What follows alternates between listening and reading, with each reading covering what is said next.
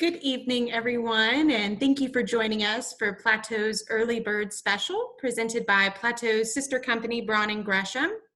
This 15-minute presentation will cover estate planning considerations for landowners, presented by Braun Gresham attorney and counselor Margaret Menicucci.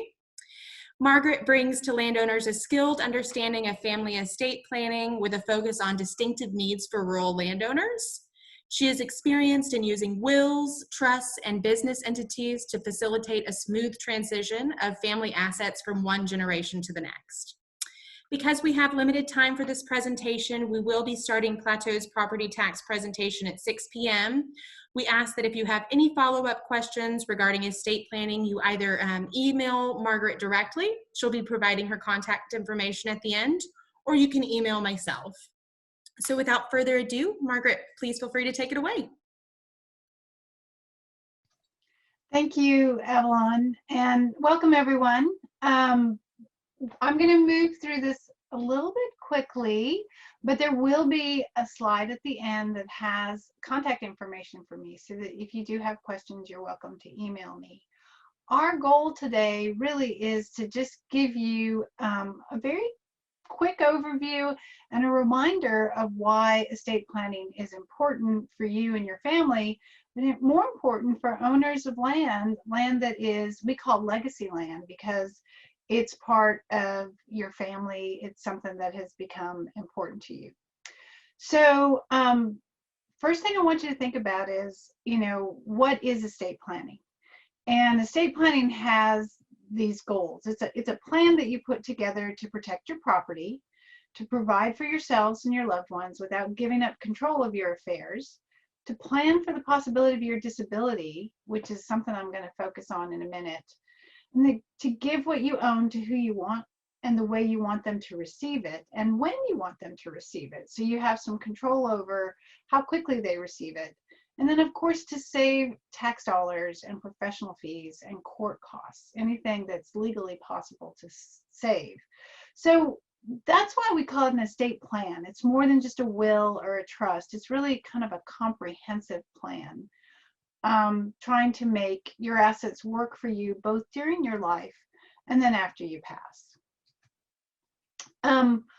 So one of the first challenges that I like to remind clients of, because they often walk in and say, oh, I need to update my will, or we need a will. We've kind of gone all this time without a will, and here we own this, property that's important to us. And sometimes people come in, they have minor children, sometimes they come in, they have adult children, and they just have changes in their lives and they think they need a will. And what I like to remind them is that they need more than that. They need what we call disability documents. And those documents are there to protect you against exploitation during your life. And if you don't have a plan that kind of protects you from exploitation, that we just call it the do nothing plan. And if something happened to you, and what I'm really talking about is mental disability. So like if there's a head injury or dementia or some other kind of illness that makes you unable to plan for your assets, to control assets, to make decisions about them, as well as making decisions about your own health care, then you've got a mental disability. And if you don't have some other documents in place, then the options for your family are to go through a court guardianship, or the worst kind of result, which isn't really an option, is if you have nothing in place, then you're easily exploitable. And that happens more if you become isolated, if you don't have immediate family near you. But that's where we hear these stories about a caregiver who suddenly is taking assets, or about a neighbor, someone who, thinks those assets are interesting to me. I'm going to get close to this person because they're vulnerable, and may do something like force them to sign a deed and give away their land. So that's what we're trying to protect against. And in this case, what you can do, as opposed to doing nothing, is something, and that's create your powers of attorney that designate the people that you trust to take over if you become incapacitated. You could consider using a revocable trust, and that's just a bigger tool, but it has provisions that help you manage your assets if you're disabled. And we have another document called an advanced declaration of guardian, and it's really a a document that you make that if anyone ever initiated a guardianship for you, you have a piece of paper on file that says, Judge, these are the people I trust to be my guardian. So that's why that estate plan, you want to have something to give away when you pass. And if you're exploited during your life because you become vulnerable, you would lose that.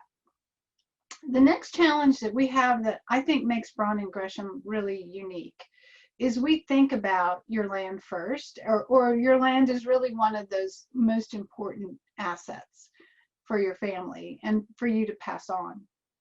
And so the challenge there is sometimes the land is the biggest asset, and you may have one or two family members who are really interested in getting the land, but you might have a family member who has moved, you know, I don't know, to Chicago or something like that, to a big city, and they're just not going to use the land. And so the question becomes, how do we balance gifts to the family? And we can help you think through that. The other thing is, what if you do have 2 or 3 children that do want to inherit? Then how do you help them now set up structures so that they can have joint management of the assets, so that they can be good co-owners as opposed to fighting co-owners? And then last thing is, you might have some opinions on how your land is used in the future. You might want to limit subdivision. And so what can we do to help you now in terms of deed restrictions or other strategies that might prevent uses that you really don't want to see happen to your land? And that could be subdivision, that could be commercial development. You might, and again, you might be okay with that long term, but those are the questions we want to be asking. The last challenge that I'm going to talk about in our kind of brief discussion is we need to be keeping up with the law. And so sometimes people ask me, Margaret, how often do I need to update my estate plan? And my answer is, you know, when you have big changes in your life, when there are milestone events, and sometimes that could be the birth of children, or it could be children are married and out of the house, or it could be a new marriage, or it could be inheritance. Those are all times when your assets have changed, and possibly the people that would help you with your assets have changed, and we want to update the estate plan. The other time is at times it's important to look at what's happening externally, and that would be a change in the law. And in those cases, you don't have to update your estate plan, but you might want to look at it and see, oh, you know, does this estate plan, which made perfect sense in 2010, does it make sense in 2021? And I can tell you the law changed a great deal in between those two time periods. So right now, I think it's always important to let everybody know that our gift and estate tax exemption, the amount of your assets and the value that you can pass to the next generation, not to a spouse, but to the next generation, tax-free, is $11.7 million per person. When you're passing those assets to your spouse, that goes under what we call the marital exemption, so that passes tax-free. We don't worry about that step. We worry more about the step where you're giving to the next generation, or you might be giving to like siblings if you don't have children, something like that. So we have a very high, you know, a historically very high estate tax exemption. And in certain circumstances, couples can combine that. So a couple has the potential to have, now I have to do math, 23.4 million in the estate tax exemption. This high exemption expires on its own at the end of 2025, at which point it'll go back down to 5 million scaled for inflation, which is probably in the 6 million area per person.